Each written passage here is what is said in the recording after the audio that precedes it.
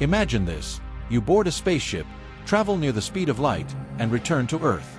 For you, only a few years have passed. But for everyone else, decades, maybe centuries. How is that possible? Welcome to the strange world of time dilation. According to Einstein's theory of special relativity, time isn't fixed.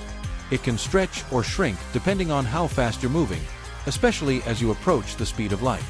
The faster you go, the slower time passes for you, compared to someone standing still. It's not science fiction. It's a measured, proven effect. This means, if you're in a spaceship moving at 90% the speed of light, your clock ticks slower than a clock on Earth. Astronauts aboard the International Space Station experience a tiny bit of time dilation. Their clocks tick slightly slower than ours on Earth. But the effect becomes dramatic near light speed. In one thought experiment called the twin paradox, one twin travels near light speed. When they return, the Earthbound twin has aged more.